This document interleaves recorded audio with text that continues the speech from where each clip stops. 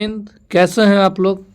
आशा करता हूं आप लोगों की पढ़ाई बहुत अच्छी चल रही होगी। और ये जो एडिटोरिया की सीरीज चली है 5000 प्रश्नों की, जिसमें से 100 सेट है दिया हुआ इस बुक में।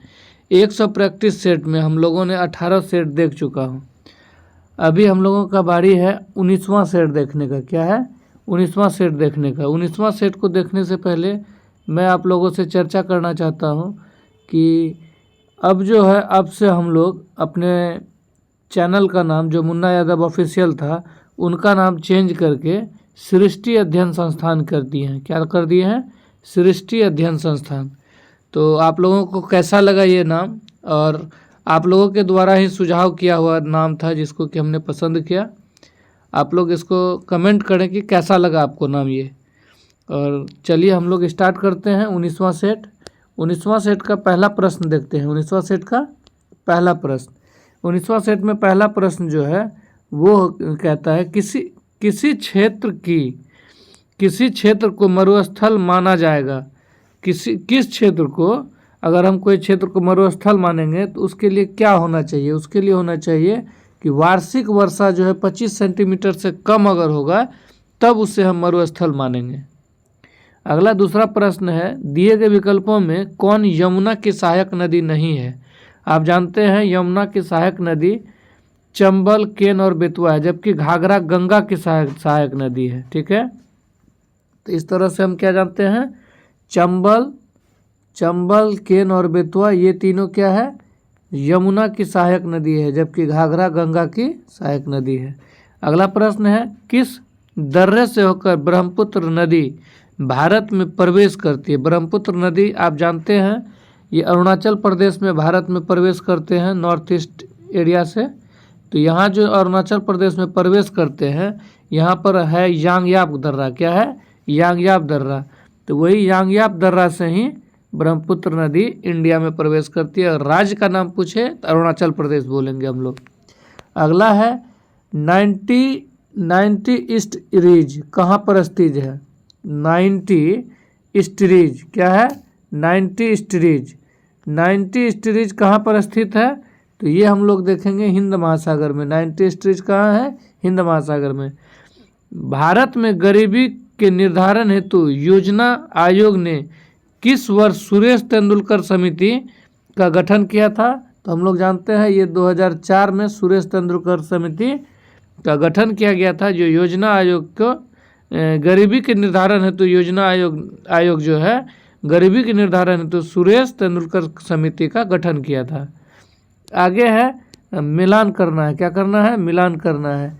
प्राथमिक क्षेत्र में कौन सा आएगा? तो मधुमक्खी पालन, कृषि वगैरह हो जाता है, मधुमक्खी पालन प्राथमिक क्षेत्र। द्वितीय क्षेत्र में आएगा, ये आएगा जूते का कारखाना, जैसे कोई मैन्युफैक्चरिंग है तो ये द्वितीय। तृतीयक में सलाहकारी संस्था, वाइट कॉलर जॉब तृतीय संस्था में आता है, तृतीय क्षेत्र में सलाहकारी संस्था। अगला चलते हैं, 7वां प्रश्न है, पश्चिम बंगाल के रानीगंज प्रसिद्ध है। आप जानते हैं पश्चिम बंगाल का जो रानीगंज है वो किसके लिए प्रसिद्ध है? वो है कोयले के लिए, कोयले क्षेत्र के लिए प्रसिद्ध है पश्चिम बंगाल का रानीगंज। आगे 8वां प्रश्न है, कार्बन टैक्स लगाने वाला विश्व का पहला देश कौन सा है? कार्बन टैक्स जो है ये फिनलैंड, जो खुशहाल में 1 नंबर पे है फिनलैंड, ये कार्बन टैक्स लगाने वाला पहला देश है। 9वां प्रश्न, संविधान सभा के प्रारूप समिति के अध्यक्ष, बहुत ही इंपॉर्टेंट क्वेश्चन और बहुत ही आसान प्रश्न। प्रारूप समिति के अध्यक्ष कौन थे? तो ये थे डॉक्टर भीमराव अंबेडकर, बाबा साहेब भीमराव अंबेडकर। भारतीय संविधान में न्यायिक पुनरावलोकन की व्यवस्था किस देश से, किस संविधान से लिया गया है? न्यायिक पुनरावलोकन जो है ये अमेरिका से लिया गया। कहाँ से लिया गया है? अमेरिका से लिया गया है। आगे चलते हैं, 11वां प्रश्न देखते हैं, वित्त विधेयक के बारे में विशेष उपबंध संविधान के किस अनुच्छेद में वर्णित है? तो ये है अनुच्छेद 117 में। वित्त विधेयक के बारे में विशेष उपबंध जो है वो कहाँ पर है? तो ये है आपको संविधान के अनुच्छेद 117 में। अगला प्रश्न, संघ और राज्यों के अधीन सेवाएं संविधान के किस भाग में उल्लेखित किया गया है? संघ एवं राज्यों के अधीन सेवाएं, तो ये भाग 14 में है। अब देखते हैं, मिलान करते हैं कि बंदी प्रत्यक्षीकरण क्या है?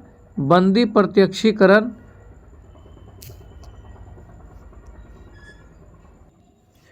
तो हम लोग देखते हैं बंदी प्रत्यक्षीकरण जो होगा वो क्या होगा, स्वशरीर प्रस्तुत होना। बंदी प्रत्यक्षीकरण में स्वशरीर प्रस्तुत होना। परमादेश में होगा कि हम आदेश देते हैं। परमादेश मतलब क्या हो जाएगा, हम आदेश देते हैं। प्रतिषेध हो जाएगा आपको अधीनस्थ न्यायालयों के अधीनस्थ न्यायालय के लेख, अधीनस्थ न्यायालय के लेख। अधिकार परीक्षा किस अधिकार से, किस अधिकार से होगा, अधिकार परीक्षा। बंदी प्रत्यक्षीकरण स्वशरीर उपस्थित, स्वशरीर उपस्थित हो जाएगा बंदी प्रत्यक्षीकरण। जबकि परमादेश हम आदेश देते हैं, प्रतिषेध हो जाएगा अधीनस्थ न्यायालय के लेख। अधिकार परीक्षा में हो जाएगा किस अधिकार से। इस तरह से हम लोग देखेंगे तो ऑप्शन नंबर डी सही होगा। और अगला प्रश्न है कि संसदीय शासन में वास्तविक कार्यपालिका शक्ति निम्न में से किसके पास होती है। जैसे संसदीय केंद्र सरकार में जाएंगे तो प्रधानमंत्री के पास, जबकि अगर राज्य सरकार के पास आएंगे तो मुख्यमंत्री के पास ये शक्ति होती है। ठीक है। अगला प्रश्न है कि निम्नलिखित में से एक संघीय बजट को तैयारी और उसे संसद में पेश करने के लिए उत्तरदायी कौन होते हैं। तो ये आर्थिक कार्य विभाग। कौन होते हैं, आर्थिक कार्य विभाग के द्वारा ये बजट की तैयारी और उसके संसद में पेश करने के लिए उत्तरदायी होता है आर्थिक कार्य विभाग। उच्चतम न्यायालय में संविधान के निर्वाचन से संबंधित मामले की सुनवाई करने के लिए न्यायाधीशों की संख्या कम से कम कितनी होनी चाहिए। तो ये होगी उच्चतम न्यायालय में 5 होगी। कितना होगा, 5। याद रखेंगे, उच्चतम न्यायालय में संविधान के निर्वाचन से संबंधित मामले की सुनवाई करने के लिए न्यायाधीशों की संख्या कम से कम कितनी होनी चाहिए, तो 5 होनी चाहिए। 17वां क्वेश्चन है औरंगजेब के संबंध में कौन सा कथन असत्य है। औरंगजेब के संबंध में कौन सा कथन असत्य है। तो ये देखेंगे, ये बी नंबर असत्य है, जबकि ये तीनों सही है।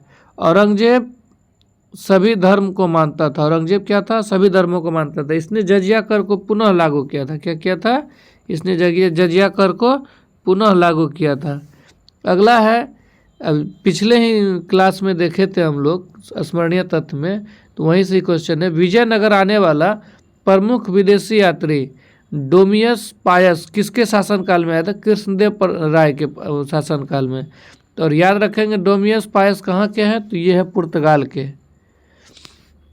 19वां प्रश्न है वैदिक सभ्यता में आर्यों की प्रशासनिक इकाई को कितने भागों में बांटा गया था। आर्यों के प्रशासनिक इकाई को 5 भागों में बांटा गया था। वैदिक सभ्यता में आर्यों के प्रशासनिक इकाई को 5 भागों में बांटा गया था। सिंधु घाटी सभ्यता का सबसे बड़ा स्थल कौन है, तो वो है मोहनजोदड़ो, जो कि अभी वर्तमान पाकिस्तान में स्थित है। ऋग्वैदिक कालीन नदियों में सदानीरा किसको कहा गया। सदानीरा जो है प्राचीन नाम है गंडक का। सदानीरा किसका नाम है, गंडक का प्राचीन नाम है। महात्मा बुद्ध ने सर्वाधिक उपदेश कहाँ दिए थे, तो ये दिए थे श्रावस्ती में। कहाँ दिए थे, श्रावस्ती में। किस स्थान पर साइमन विरोधी जुलूस के नेतृत्व करते हुए लाला लाजपत राय की पुलिस द्वारा लाठीचार्ज में घायल हुए थे। ये हुए थे लाहौर में। कहाँ हुए थे, लाहौर में लाला लाजपत राय जो है लाठीचार्ज में घायल हुए थे। साइमन कमीशन के विरोध में जुलूस का नेतृत्व करते हुए ये घायल हुए थे लाला लाजपत राय। अगला प्रश्न है 24वां प्रश्न है निम्नलिखित में से किसने गांधी इरविन समझौते में महात्मा गांधी के लाभ को संतावना पुरस्कार कहा था। ये कहा था एलन कैंपबेल जॉनसन ने। एलन कैंपबेल जॉनसन ने संतावना पुरस्कार जो कहा था ये महात्मा गांधी के लाभ को, गांधी इरविन समझौते में महात्मा गांधी के लाभ को सांत्वना पुरस्कार कहा था एलन कैंपबेल जॉनसन। 25वां प्रश्न है आपको कि अपने अध्यक्षीय संबोधन में के समय किसने हिंदी भाषा के लिए रोमन लिपि लागू करने की वकालत की थी। तो ये की थी सुभाष चंद्र बोस ने। सुभाष चंद्र बोस ने अपने अध्यक्षीय संबोधन के समय हिंदी भाषा के लिए रोमन लिपि लागू करने की वकालत किया था। 26वां प्रश्न है अखिल भारतीय मुस्लिम लीग के गठन का प्रस्ताव किसने दिया था। ये सलीमुल्लाह खां। सलीमुल्लाह खां याद रखेंगे। अखिल भारतीय मुस्लिम लीग के गठन का प्रस्ताव सलीमुल्लाह खां ने दिया था। 27वां प्रश्न है प्रकाश संश्लेषण प्रक्रम द्वारा पौधे कार्बोहाइड्रेट का संश्लेषण करते हैं, यह कार्बोहाइड्रेट निम्न में से किससे मिलकर बना होता है? ये कार्बोहाइड्रेट जो है ऑक्सीजन, कार्बन और हाइड्रोजन से मिलकर बना होता है। याद रखेंगे, प्रकाश संश्लेषण के प्रक्रम के द्वारा पौधे कार्बोहाइड्रेट का संश्लेषण जो करता है, यह कार्बोहाइड्रेट ऑक्सीजन, कार्बन और हाइड्रोजन से मिलकर बना होता है। आगे 28वां प्रश्न है। 28वां प्रश्न में निम्नलिखित में से कौन पादप हार्मोन नहीं है? पादप हार्मोन जो है इसमें ये नहीं है, जबकि ये तीनों पादप हार्मोन है, जिब्रेलिन, ऑक्सिन और साइटोकाइनिन। पादप हार्मोन जिब्रेलिन भी है, ऑक्सिन भी है और साइटोकाइनिन भी है। अब सूची 1 को सूची 2 से मिलान करना है। सूची 1 को 2 से मिलान करेंगे तो इसमें देखेंगे कि सूची 1 और 2 को मिलान करते हैं। हैजा जो है वो बैक्टीरिया से होता है, हैजा बैक्टीरिया से, डेंगू वायरस से और पॉलीपॉप कृमि से, मलेरिया प्रोटोजोआ से। मलेरिया प्रोटोजोआ से, हैजा बैक्टीरिया से, डेंगू वायरस से और फील पाव जो है कृमि से होता है। अगला प्रश्न देखते हैं, 30वां प्रश्न। निम्नलिखित में से कौन अनुवांशिक रोग है? अनुवांशिक रोग जो है कौन है? तो ये है तीनों है, हीमोफीलिया हो, थैलेसीमिया हो, चाहे सीजोफ्रेनिया हो। हीमोफीलिया हो, चाहे थैलेसीमिया हो, सीजोफ्रेनिया हो, तीनों का तीनों अनुवांशिक रोग है। 31वां प्रश्न, निम्नलिखित में से कौन जीव नीमेटोडा संघ के अंतर्गत आते हैं? इसमें ये तीनों आते हैं। कौन कौन आते हैं? ये तीनों, एस्केटिस, फिलेरियसिस और पिन वर्ग। एस्केटिस और फिलेरियसिस, पिन वर्ग। आगे है कि लार के मुख्य कितने प्रकार के पाचक एंजाइम पाए जाते हैं? लार में जो है कुल 2 पाचक एंजाइम पाए जाते हैं। कितने? 2 प्रकार के। 33वां प्रश्न है, निम्नलिखित में से किसे कोशिकीय ईंधन भी कहा जाता है? ग्लूकोज को क्या कहा जाता है? कोशिकीय ईंधन भी कहा जाता है। 34वां प्रश्न है, अधिकांश कीट श्वसन कैसे करते हैं? अधिकांश कीट जो है वो श्वसन कैसे करते हैं? वातक तंत्र से। किससे करते हैं? वातक तंत्र से श्वसन करते हैं। 35वां है, साबुन के पतले झाग में चमकदार रंगों का बनना किस परिघटना का परिणाम है? तो यह है परावर्तन और व्यतिकरण। परावर्तन और व्यतिकरण की घटना है। 36वां प्रश्न है, तंतु प्रकाशिकी संचार से संकेत किस रूप में प्रवाहित होता है? तो ये प्रकाश तरंग में। किसमें? तंतु प्रकाशिकी जो है संचार से प्रकाश तरंग के रूप में प्रवाहित होता है। संचार से संकेत प्रकाश तरंग के रूप में प्रवाहित होता है। अगला प्रश्न है कि यदि एक लोलक को भूमध्य रेखा से ध्रुव की ओर ले जाया जाए तो उसका आवर्तकाल ध्रुव पर होगा। ध्रुव पर आवर्तकाल क्या होगा? न्यूनतम होगा। एक लोलक को अगर भूमध्य रेखा से ध्रुव की ओर ले जाया जाता है तो उसका आवर्तकाल ज्यों-ज्यों ध्रुव की तरफ जाएगा उसका आवर्तकाल कम होता जाएगा।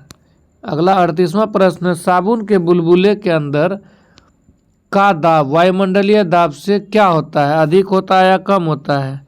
साबुन के बुलबुले के अंदर का दाब वायुमंडल दाब से अधिक होता है। क्या होता है? अधिक होता है। आगे है 39वां प्रश्न, जब एक वस्तु एक समान वृत्तीय वेग से त्वरित होता है तो निम्नलिखित में से कौन सा परिवर्तित होता है? तो दिशा परिवर्तित होता है। यदि एक वस्तु एक समान वृत्तीय गति से त्वरित होती है तो निम्नलिखित में से उसका क्या परिवर्तित होता है? दिशा। वृत्तीय गति में दिशा ही परिवर्तित होगा और कोई कुछ तो होगा ना। गति सेम है, समान है। गति अगर समान है तो वेग, संवेग भी समान होगा, वेग भी, सब चीज़ समान होगा। दिशा लेकिन परिवर्तित होते रहेगा। 40वां प्रश्न है, किस अक्रिय गैस को छोड़कर सभी उत्कृष्ट गैसों की परमाणु की अधिकतम अंतिम कक्षा में 8 इलेक्ट्रॉन होते हैं? तो हीलियम को छोड़ के, क्योंकि हीलियम का परमाणु संख्या 2 है, जबकि आर्गन, रेडोन, जेनोन 10 से अधिक वाले हैं सब। इसीलिए अंतिम कक्षा में 8 इलेक्ट्रॉन विद्यमान नहीं होने वाला अगर पूछा जाएगा तत्व कौन है तो आप बताएंगे हीलियम। 41वां प्रश्न देखते हैं हम लोग, अम्ल धातु कार्बोनेट, अम्ल जो है धातु कार्बोनेट के साथ अभिक्रिया करके निम्नलिखित में से कौन सा गैस निर्माण करता है। बहुत ही आसान क्वेश्चन है, एनसीईआरटी का डायरेक्ट क्वेश्चन है। कार्बन डाइऑक्साइड गैस निर्माण करता है। अम्ल अगर धातु कार्बोनेट के साथ अभिक्रिया करेगा तो कार्बन डाइऑक्साइड गैस निर्माण करेगा। 42वां प्रश्न है, निम्नलिखित में से किसे चाकू से काटा जा सकता है। चाकू से काटा जा सकता है तो ये सोडियम भी होगा और पोटेशियम भी होगा। सोडियम और पोटेशियम दोनों जो है चाकू से काटा जा सकता है। 43वां प्रश्न होगा कि निम्नलिखित में से हाइड्रोजन का रेडियो सक्रिय समस्थानिक तत्व है। हाइड्रोजन का रेडियो सक्रिय जब लगा देगा तो ट्राइटियम होगा। क्या होगा? ट्राइटियम जो होगा ये ऐसा समस्थानिक है जो रेडियो सक्रिय समस्थानिक है हाइड्रोजन का, जबकि ये तीनों हाइड्रोजन का समस्थानिक है, लेकिन रेडियो सक्रिय पूछेगा तो ट्राइटियम होगा। एसिटिलीन का रासायनिक सूत्र होगा C2H2, मतलब CnHn। C2H2 हो जाएगा एसिटिलीन का। इसके बाद ब्लैक गांधी क्या है? ब्लैक गांधी निम्न में से किसका उपनाम है? तो Martin Luther king. Martin Luther king को ब्लैक गांधी बोला जाता है। 46वां प्रश्न है, ऑस्कर के लिए नामित प्रथम भारतीय फिल्म कौन है? Mother India. ऑस्कर के लिए जो नामित है, प्रथम भारतीय फिल्म जो नामित हुआ था वो क्या है? Mother India. 47वां प्रश्न है, विश्व शिक्षक दिवस किस तिथि को मनाया जाता है? राष्ट्रीय शिक्षक दिवस 5 सितंबर, जबकि विश्व शिक्षक दिवस 5 अक्टूबर को मनाया जाता है। 48वां प्रश्न है, मंडप और रथ किस शैली के मंदिरों की विशेषताएं हैं? मंडप तथा रथ ये जो है मामल शैली के विशेषताएं हैं। अगला है निपख आंदोलन। निपख आंदोलन जो है ये दादू दयाल के प्रणेता, ये इसके प्रणेता दादू दयाल थे। निपख आंदोलन के प्रणेता दादू दयाल। अंतिम प्रश्न है, खेल ही जीवन है, खेल ही जीवन है का सिद्धांत किसने प्रस्तुत किया? John Dewey. कौन किया? जॉन डेवी ने खेल ही जीवन है का सिद्धांत प्रस्तुत किया। अगला प्रश्न खत्म होता है सेट का। अब चलते हैं स्मरणीय तथ्य पे। क्या चलते हैं? स्मरणीय तथ्य पे। स्मरणीय तथ्य में देखेंगे हम लोग कि पिछले में शेरशाह सूरी तक देख लिए थे, अब देखते हैं सम्राट अकबर के बारे में। सम्राट अकबर के बारे में है, सम्राट अकबर क्या है? सम्राट अकबर। सम्राट अकबर का राज्याभिषेक कब हुआ था? तो ये हुआ था 14 फरवरी 1556 में कालानौर में। कहाँ हुआ था? कालानौर में। अकबर का संरक्षक कौन था? बैरम खां। कौन था अकबर का संरक्षक? तो बैरम खां था। अगला है 5 नवंबर 1556 को अकबर एवं हेमू के बीच पानीपत की दूसरी लड़ाई हुई थी, जिसमें अकबर विजयी हुए थे। पानीपत का प्रथम लड़ाई आप देखे थे, लोधी वंश के अंतिम शासक इब्राहिम लोधी और बाबर के बीच, जबकि पानीपत का द्वितीय युद्ध अकबर और हेमू के बीच लड़ा गया था। अगला है 18 जून 1576 ईस्वी को अकबर और महाराणा प्रताप के बीच हल्दी घाटी का युद्ध हुआ, जिसमें अकबर विजयी हुए। अकबर वहाँ पर भी विजयी हुए हल्दी घाटी के युद्ध में, और हल्दी घाटी का युद्ध हुआ था 20 साल बाद 1576 में। अगला है हल्दी घाटी युद्ध में मुगल सेना का नेतृत्व किसने किया था? तो मान सिंह ने किया था। कौन किया था? मान सिंह ने मुगल शासक का नेतृत्व किया था, वो सेना का, मुगल सेना का। अकबर ने जैन धर्म के विद्वान हरिविजय सूरी को जगत गुरु की उपाधि दी। अकबर जो है हरिविजय सूरी को जगत गुरु की उपाधि दिया था। हरिविजय सूरी जो था वो जैन धर्म के विद्वान थे। जब्ती प्रणाली की शुरुआत अकबर के शासनकाल में हुआ। जब्ती जो होता है, जब्ती प्रणाली का शुरुआत वो भी क्या हुआ था? अकबर के शासनकाल में हुआ था। अगला देखते हैं, मुगल काल में दहसाल बंदोबस्त व्यवस्था की शुरुआत हुई। मुगल काल में क्या हुआ? दहसाल बंदोबस्त प्रथा की शुरुआत हुई। आगे है दीन ए इलाही धर्म स्वीकार करने वाला प्रथम और अंतिम हिंदू बीरबल था। बीरबल जो है वो दीन ए इलाही धर्म को स्वीकार कर, ये अकबर द्वारा चलाया गया धर्म था दीन ए इलाही, जिसको स्वीकार करने वाला बीरबल एकमात्र हिंदू है जो कि प्रथम है और अंतिम है। अकबर के समय दसवंत, बसावन और अब्दुल समद, अकबर के समय में दसवंत, बसावन और अब्दुल समद प्रसिद्ध चित्रकार थे। ये तीनों क्या थे? चित्रकार थे। आगे चलते हैं कि इसने तानसेन को, क्या है, इसने तानसेन को कंठाभरण वाणी विलास की उपाधि दी। तानसेन को क्या दिया? कंठाभरण वाणी विलास की उपाधि दी थी। इसने अनुवाद विभाग की स्थापना की थी। अकबर ने अनुवाद विभाग की भी स्थापना की थी। अकबर ने गुजरात विजय के उपलक्ष्य पर, अकबर ने गुजरात विजय के उपलब्ध में बुलंद दरवाज़ा का निर्माण करवाया था। जैसे ही गुजरात विजय किया अकबर ने बुलंद दरवाज़ा का निर्माण करवाया। यह नगारा वाद्य यंत्र बजाने में निपुण थे। जैसे औरंगजेब को देखेंगे वीणा में निपुण थे, और ये अकबर किस में? नगाड़ा वाद्य यंत्र बजाने में निपुण थे। इसके दरबार में नवरत्न रहते थे। इसके दरबार में क्या रहते थे? नवरत्न रहते थे। इसके शासन प्रणाली की प्रमुख विशेषता मनसबदारी प्रथा थी। इसके शासन प्रणाली की प्रमुख विशेषता क्या थी? मनसबदारी प्रथा थी। इसके शासनकाल में आगरा का किला, लाल किला, आप देखें इसके शासनकाल में क्या हुआ था? आगरा का लाल किला, बुलंद दरवाज़ा, पंचमहल, दीवाने खास, इलाहाबाद का किला एवं लाहौर का किला निर्माण किया गया। याद रखेंगे इसको, बहुत ही इम्पोर्टेंट है कि क्या क्या निर्माण कराया था इसने। इसने आगरा का किला, बुलंद दरवाज़ा, दीवाने खास, पंचमहल, इलाहाबाद का किला, लाहौर का किला का निर्माण किया गया था इसके शासनकाल में। आगे देखते हैं कि अब्दुल समद क्या है? अब्दुल समद जो है अब्दुल समद को सीरी कलम एवं मोहम्मद हुसैन कश्मीरी को जड़ी कलम की उपाधि दी। देखो बहुत अच्छा है इसमें, अब्दुल समद को सीरी कलम और मोहम्मद हुसैन कश्मीरी को जड़ी कलम। सीरी कलम बोला अब्दुल समद को, और मोहम्मद हुसैन कश्मीरी को बोला जड़ी कलम, ये उपाधि दी थी। आगे चलते हैं, इनमें इसका देखते हैं महत्वपूर्ण कार्य क्या है अकबर का। क्या है महत्वपूर्ण कार्य? महत्वपूर्ण कार्य को देखते हैं कि दास प्रथा का अंत जो है 1562 ईस्वी में किया। अगले साल 1563 में ये क्या किया? तीर्थ यात्री कर की समाप्ति की घोषणा की। फिर अगले साल जजिया कर भी समाप्त किया 1564 में। फिर इसके बाद 1571 में फतेहपुर सिकड़ी की स्थापना की। फिर इसके बाद 1575 में इबादत खाने की स्थापना की। 1579 में मजहर की घोषणा की, जिसमें सारा धर्म के लोग बैठ सकते थे। दीन इलाही की स्थापना 1582 में। इलाही संवत भी शुरुआत की थी 1583 में। इस तरह से पुनः देखते हैं हम लोग, दास प्रथा का अंत 1562 में, तीर्थ यात्रा कर की समाप्ति 1563 में, जजिया कर की समाप्ति 1564 में, फतेहपुर सिकड़ी की स्थापना 1571 में, इबादत खाने की स्थापना 1575 में, मजहर की घोषणा 1579 में, दीन इलाही की स्थापना 1582 में, जबकि इलाही संवत की शुरुआत 1583 ईस्वी में हुआ था। इस तरह से आज हम लोग 19वां सेट भी समाप्त किए, और 19वां सेट के बाद हम लोग कल पुनः 7 बजे हम लोग मिलेंगे 20वां सेट के साथ। आपका बहुत बहुत शुक्रिया, आपने अंत तक बना रहा इस वीडियो में। आप लोगों का अपना अध्ययन करने वाले चैनल है जिसका नाम है सृष्टि अध्ययन संस्थान। आप लोग इसमें जुड़े, बहुत बहुत धन्यवाद। और ज़्यादा से ज़्यादा लोगों तक शेयर करें ताकि इनका लाभ ज़्यादा से ज़्यादा लोग ले पाए।